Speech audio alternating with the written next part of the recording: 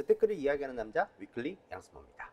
우리가 사회생활을 하다 보면은 주변에 있는 지인들에게 난감한 부탁을 받기도 해요. 그 난감한 부탁 중에 하나가 이제 돈을 빌려달라는 거죠. 본인의 사정을 이야기하면서 돈을 잠깐 빌려달라고 하는 부탁을 한 번쯤은 들어보셨을 것 같아요. 그 지인이 오랫동안 알아왔던 친구일 수도 있고, 또 가까운 친인척이 될 수도 있고, 회사 동료가 될 수도 있어요. 하지만 큰 돈이든 작은 돈이든 만에 하나 약속을 지키지 않아서 관계가 안 좋아질 수도 있고요. 부탁을 받은 난감한 입장에서 고민을 하시는 분들도 있을 수도 있습니다. 오늘 이 영상을 보신다면 여러분들의 고민이 어느 정도는 해결이 되시리라 생각을 합니다.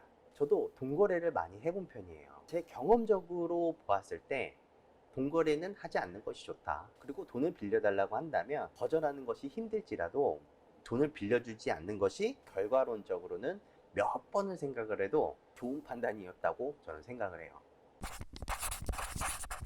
제가 젊었을 때부터 사업을 했기 때문에 또래에 비해서 비교적 많은 현금을 가지고 있었어요. 그러다 보니까 주위에서 돈도 많이 빌려달라고 하고 저도 돈을 많이 빌려줬었죠. 하지만 못 받은 돈이 더 많습니다. 돈을 빌려줄 때는 앉아서 빌려준다고 하지만 돈을 돌려받을 때는 허리 숙여서 받아야 된다는 말이 있잖아요. 정말 이 속담은 진리입니다, 여러분. 진리. 정말이에요. 돈을 빌려달라는 친구는 대부분 이런 이야기를 합니다. 며칠 날에 돈이 들어와. 그 돈 받으면 바로 돈을 줄게. 하지만 그 날짜가 되더라도 연락한 돈이 없습니다. 그래서 전화를 했더니 야, 갑자기 수금에 문제가 생겨서 일주일 뒤에 그 돈을 받는다고 해요. 또 일주일을 기다립니다. 일주일이 지나도 연락이 없는 거예요. 그래서 또 전화를 했죠. 전화를 해도 전화를 받질 않아요. 큰 돈을 빌려줬다면 이때부터 전쟁이 시작이 되겠죠. 만약에 돈을 빌려달라는 지인이 있어요. 그러면 전후 사정만 들어도 딱 알 수 있습니다. 왜 지인이 나한테 아쉬운 소리를 하면서 돈을 빌리겠습니까? 뭐 돈 빌릴 곳은 많잖아요. 1금융권, 2금융권, 3금융권, 뭐 4금융까지도 있는데 여기서 돈을 빌리면 되는데 왜 나한테까지 왔을까? 물론 대출이 거절당했을 수도 있어요. 어차피 단기간 돈을 쓰려고 하니 절차가 복잡하고 시간도 많이 걸리는 금융권 대출보다는 간편하게 지인에게 돈을 빌려달라고 할 수도 있어요. 상황이 급박해서 요청하는 경우도 있을 수도 있습니다. 하지만 돈을 빌려달라는 부탁을 받았다면 이 생각은 한 번쯤은 해보셔야 될 겁니다.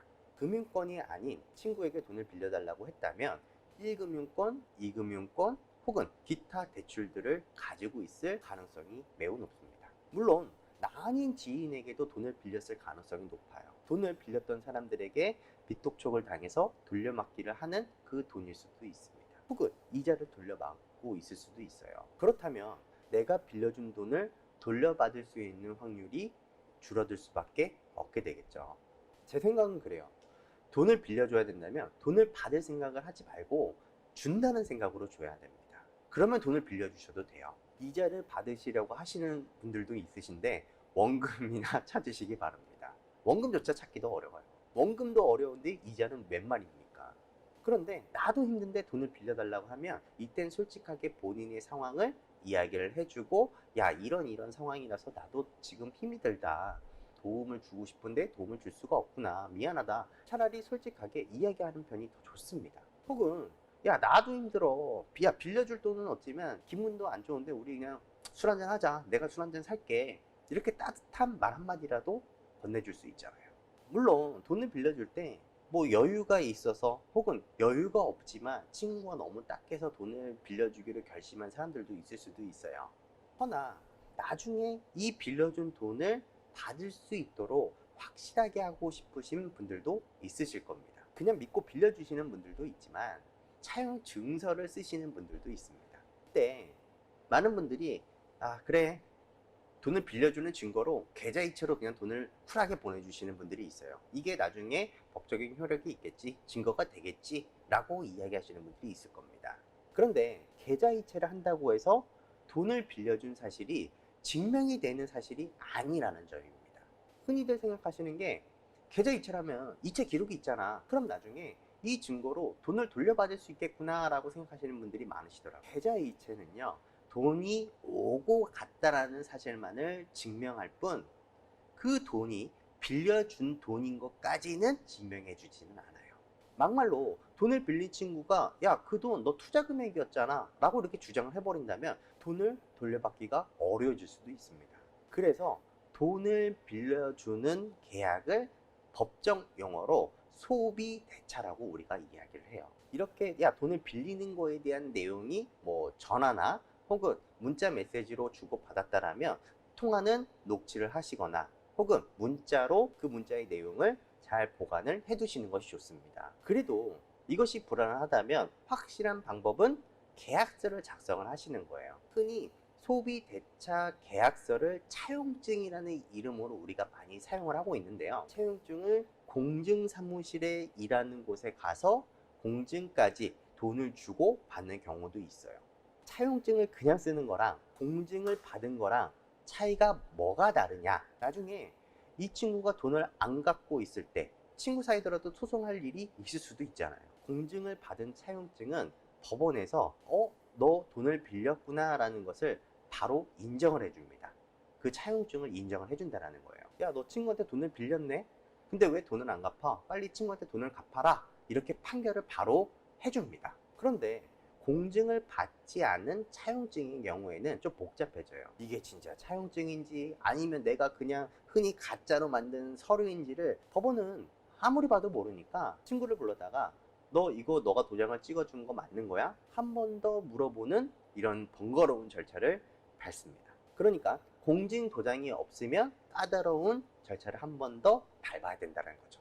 인터넷에다가 금전 소비 대차 계약서 라고 검색을 하면 양식을 쉽게 우리가 다운받을 수 있잖아요. 그거를 우리가 프린터를 해서 사용을 하시면 되는데 양식이 잘못된 것들이 좀 많이 있습니다.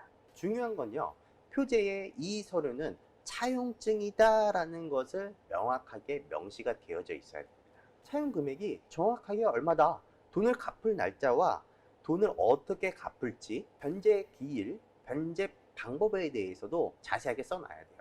자세하기보다는 분명하게 적어 두셔야 된다는 겁니다. 그리고 돈을 빌려줬으면 그 친구는 돈을 받을 거 아니겠습니까? 그러면 그 돈을 수령했다, 그리고 차용이 이루어졌다라는 것을 기재를 반드시 하셔야 된다는 거죠. 이때 실제 수령한 날짜를 같이 적어 주시고요. 또 채무자의 서명 날인을 받고 또 수신인을 채권자로 하는 차용증을 완성하시면 돼요. 자, 차용증을 작성을 했으면 이제 공증사무소로 갑니다.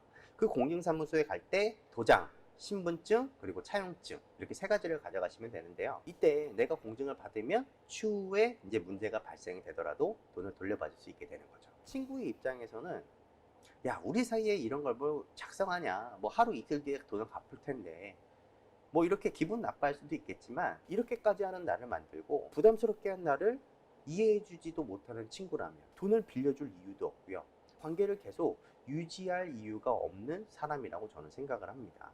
그 친구가 돈을 빌려달라고 했고 나는 그 요청을 받아들여서 돈을 빌려줄게, 그리고 너는 언제 돈을 준다고 했으니, 근데 그거를 작성하는데 불만을 품는다면 너한테 빌린 돈 안 갚을 거다라고 말하는 거랑 똑같다라는 거예요.